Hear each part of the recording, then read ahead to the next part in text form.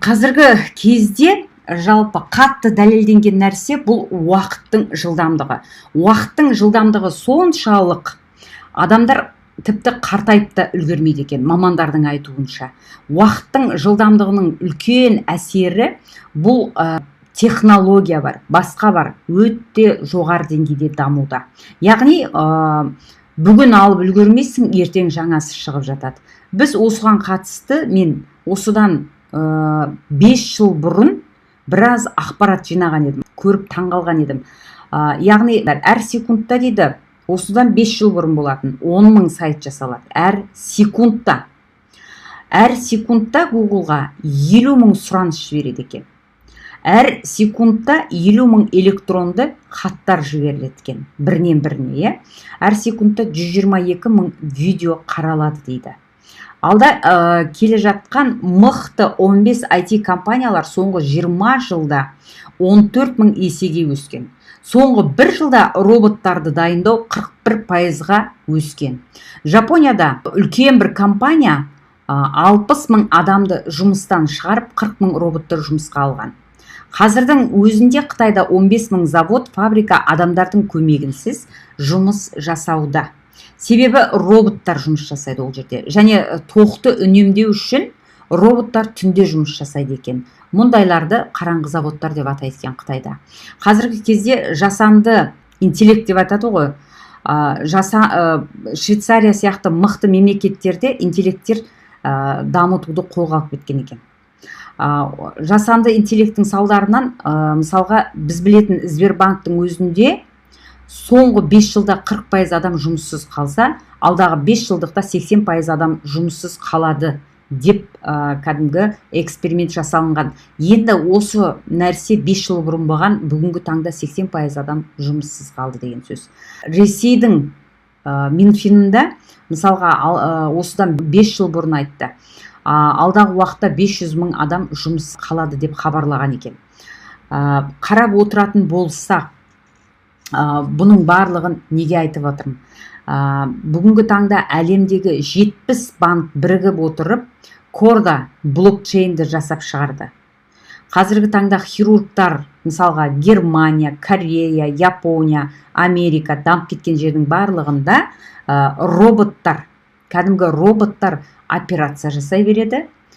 Кез келген отаны ешқандай адамның көмегінсіз жұмыс жасап жатыр. Одан кейін барып Марсқа ракета ұшыру, тағы басқа дүниелердің барлығы біздің миға сия бермейтін дүниелер өте дамып кеткен. Сарапшылардың айтуына сенетін болсақ, алдағы уақытта жер бетінде адамдардың 75%-ы жұмыссыз қалады дейді.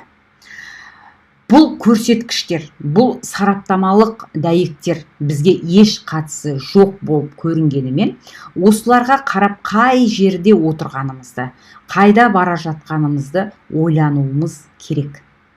Мұның бәрі нені көрсетеді? Мен үшін, кез келген білім ізденген адам үшін бұл яғни жақсылық. Яғни кез келген адам жеке, кәдімгі белгілі бір тұлға деп алатын болса, дәл осы кезде адамдар өздерінің кім екенін анықтап, өмірде өз мүмкіндіктерін пайдалану керек. Қазір бір жерде ұзақ ойланып отыратын уақыт жоқ. Сондықтан адамда екі ғана таңдау бар, ол не өсесің, не өшесің. Үшінші таңдау жоқ. Сол себепті де мен үшін өте маңызды бұл рухани даму. Қазір білім алатын заман. Біздің әрбір сабақта мен тікелей адамның тек қана өзінің ішкі әлеміне қарай апарам. Тек қана адамның өзімен жұмыс істеуіне. Мен ешқашан көп ақша табуды, қандай да бір кәсіп бастауды деген сабаққа өзім қатысқан жоқпын, және мен ондай сабақты бермеймін. Неге? Себебі менің кітабымды оқыған адам ең алғаш, ол өз әлемімен жұмыс істеу керек. Ол әбден өзін жеңіп, өзін толық қалыптастыру керек. Содан кейін барып оның ақшасы да, оның кәсібі де, оның үйіндегі отбасымен қарым-қатынасы да барлығы реттеледі. Мен бұны кәдімгі тәжірибеде күн сайын көріп жатырмын. сол себепті де қандай да бір кәсібің жүрмей жатыр ма, қандай да бір жұмыста проблема ма, отбасыңда, жеке өміріңде қандай сұрақ болды, бірінші жауабы ол сенің ішіңде. Айналаң ұнамай тұрма, сенде мәселе. Мен сондықтан қаншама күніне хат аламын, соның барлығына беретін жауабым біреу ғана: өзің өзгер.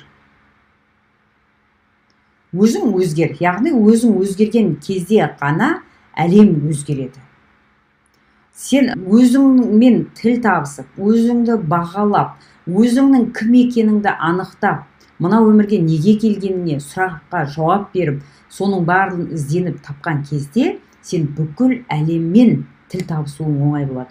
Бүкіл әлем саған қарай жақсы өзгеретін болады. Айналаң, қоршаған ортаң, достарың барлығы ол әшейін бер жағы, бүкіл әлем саған қарай жақсы өзгеретін болады.